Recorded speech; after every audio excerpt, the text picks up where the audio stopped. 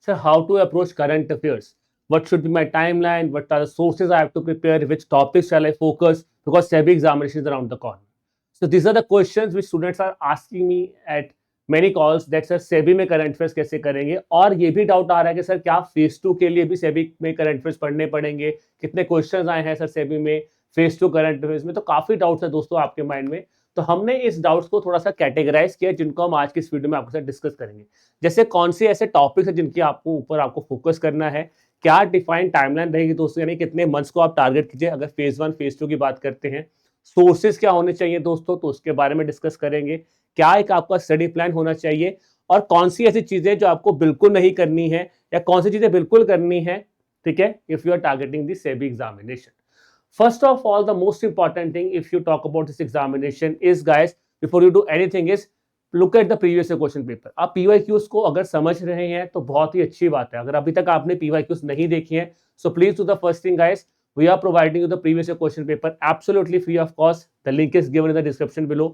वहां पे जाके आप PYQs को डाउनलोड कर सकते हैं। करंट अफेयर्स के अलावा जो बाकी टॉपिक्स है, QRE, डिकोडेड सिलेबस क्या आना है, तो that you can find out here, ठीक है जी। As well as you will also be able to get about this subject wise important sources, क्या आपको इंपॉर्टेंट सोर्सेज फॉलो करने हैं, तो वो भी आपको एक इनिशियल गाइडेंस जो है that you can get from this guide book which is बिल्कुल free of cost. Link is given in the description below, आप उसको डाउनलोड कर लीजिए।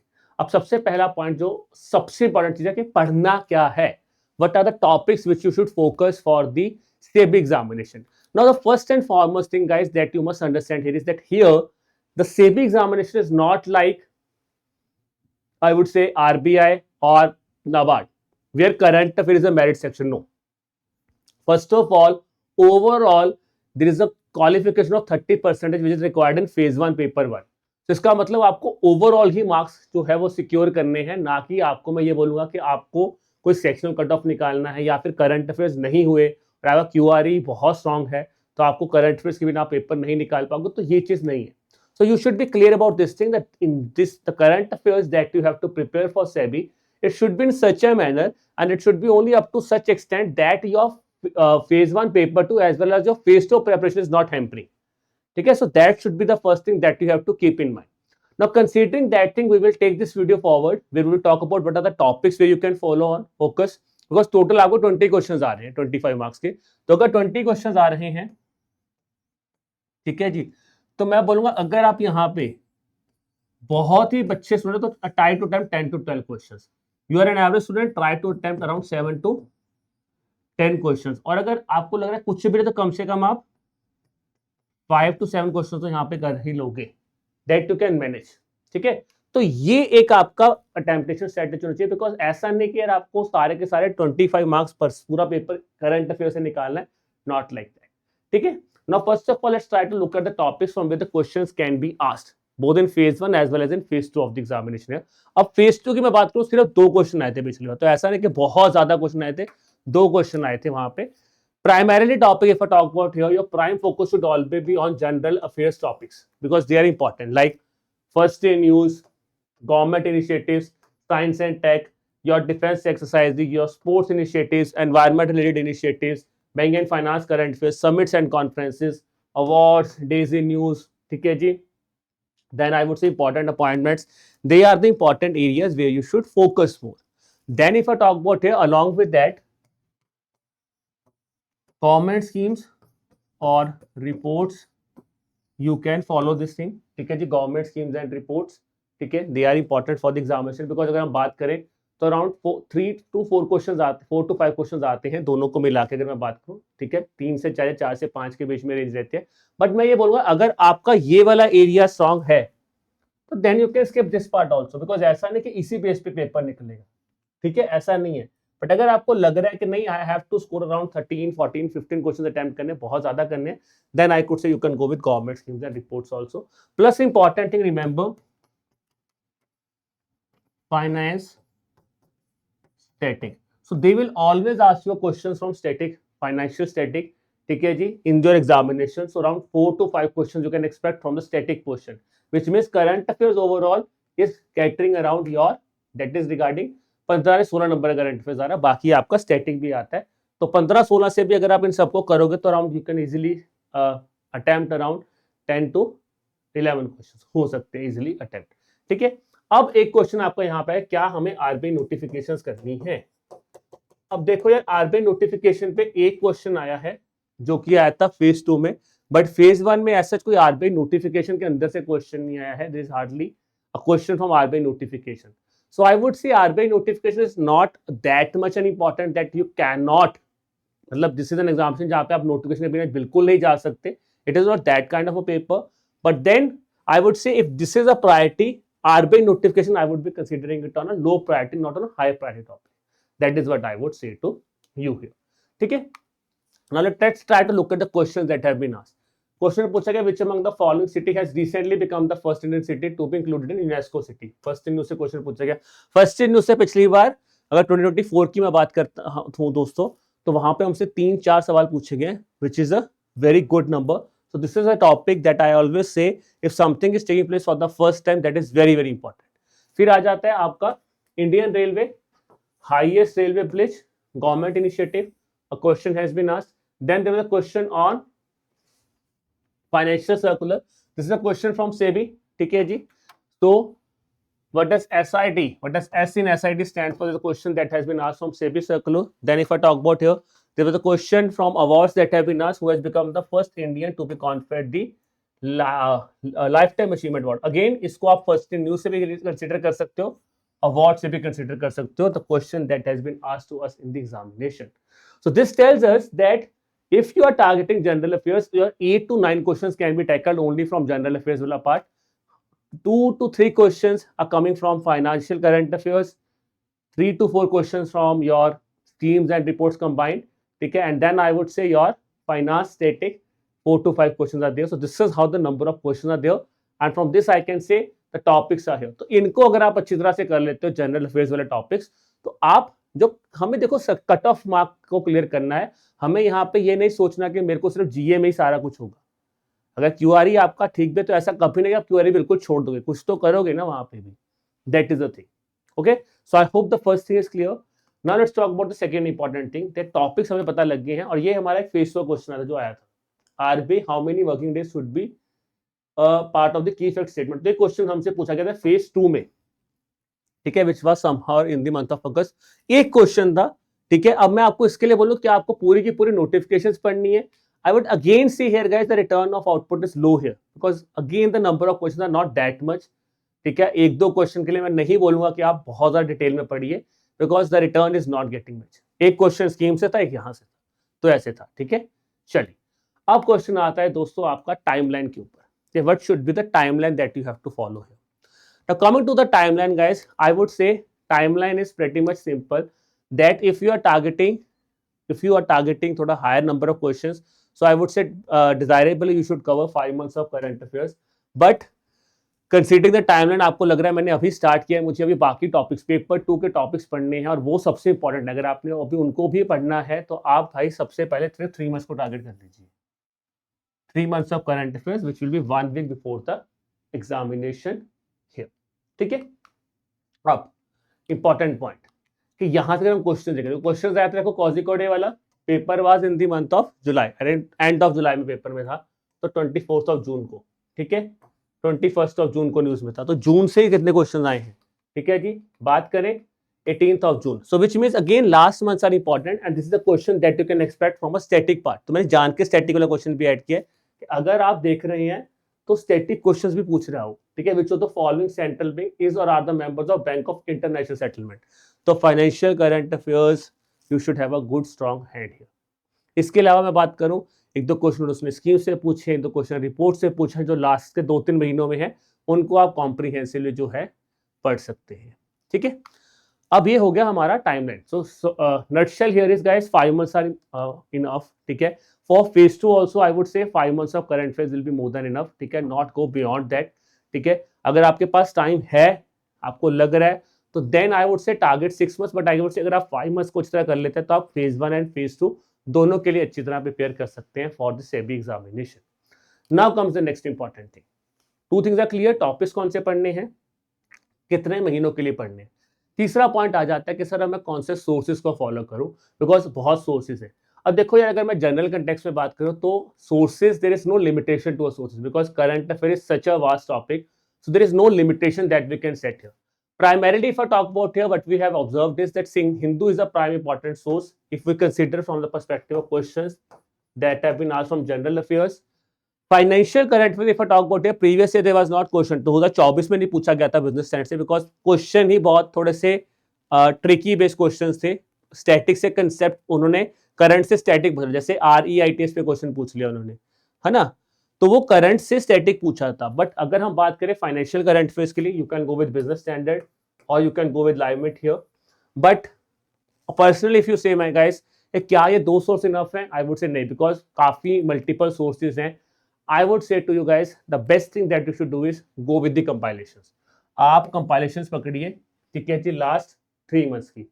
अब अगर आप फ्रीली पढ़ रहे हैं दोस्तों, then we are also helping you here on our EduTab Regulatory Bodies channel where we are conducting 2 dedicated sessions जो आपके सेवी में बहुत मदद कर सकते हैं। सबसे इंपॉर्टेंट आपको करना है CT 360 classes where we are covering your GA plus ESI, that is ESI is a component of your RBI, but I would say that general affairs वाला part जो 8 to 9 questions है that can be tackled from here, ठीक है। इसके अलावा that I would say again is secondary finance 360 where we are covering your RBI notifications primarily, but यहाँ पे कुछ सेबी की जो न्यूज है वो भी कवर हो जाते हैं। आपकी important notifications can be tackled from here, ठीक है। So this is here you could cover your financial current affairs here, ठीक है, primarily from this. So these two series you can take the benefit here and पढ़िए आप compilations, that would be my advice here. मैं नहीं बोलूँगा, हाँ अगर आपको अपनी रीडिंग हैबिट बढ़ानी है, कॉम्प्रिहेंशन बढ़ाना है, आपको लग रहा है कि मुझे डिस्क्रिप्टिव जो है उस पर फोकस करना है या मुझे इंटरव्यू के लिए रेडी करना है अपने आप को, थोड़ा सा वोकैब बेटर करना है, सो आई वुड से गो with the editorials.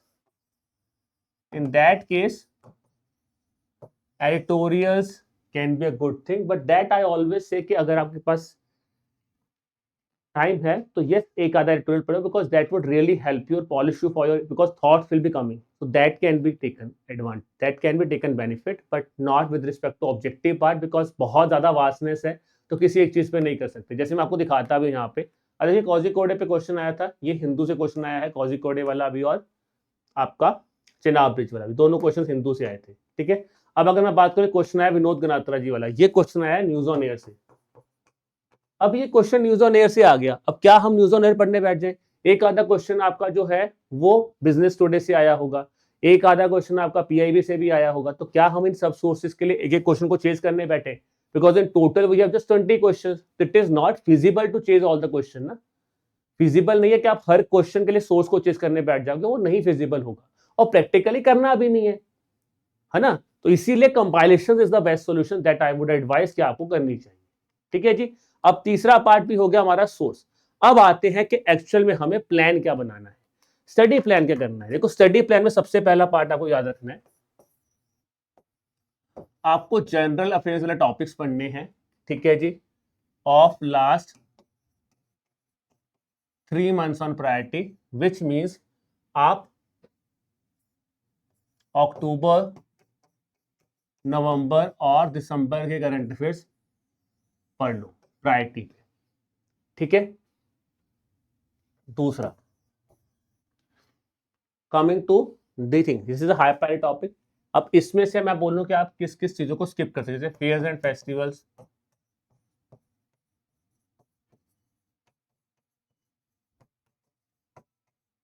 Books and authors, ठीक है जी,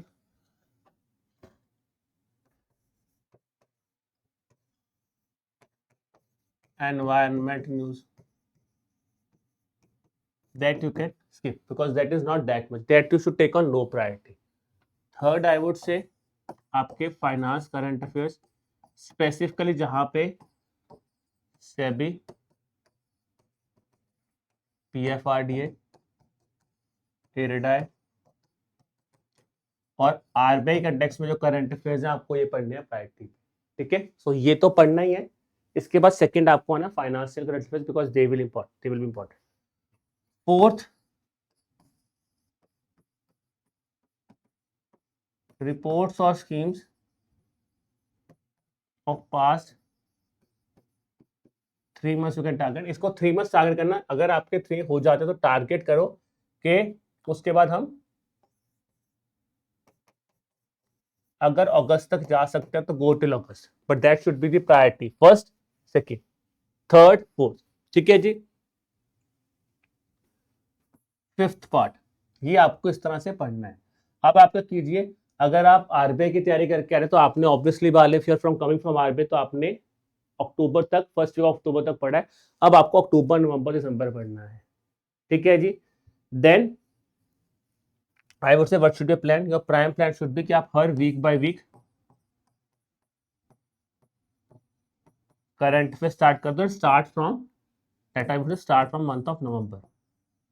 जो लेटेस्ट मंथ है नवंबर, फर्स्ट वीक चल रहा है तो फर्स्ट वीक से आप स्टार्ट कर लीजिए नवंबर से, या फिर नवंबर भी नहीं, आप अक्टूबर से स्टार्ट कीजिए, बिकॉज आपको बेस्ट अपॉर्चुनिटी मिला अक्टूबर से स्टार्ट करना, बिकॉज अभी अक्टूबर खत्म है तो अक्टूबर, नवंबर, दिसंबर, that's how you can take the current affairs. और आप टाइमिंग दीजिए अराउंड 1.5 आवर्स अगर आप दे रहे हैं दिन में, 35 टू, आई वुड से 1.5 आवर्स आप बिल्कुल बिगिनर हैं। अगर आप पढ़ चुके हैं तो I would say if you are devoting 35 to 40 minutes, that could really help you. Okay, so that would be really helping you in terms of your preparation है। तो so this is how you could create a plan here.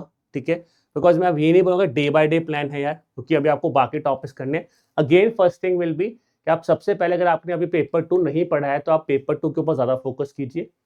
30-35 minutes daily if you are doing. ठीक है जी।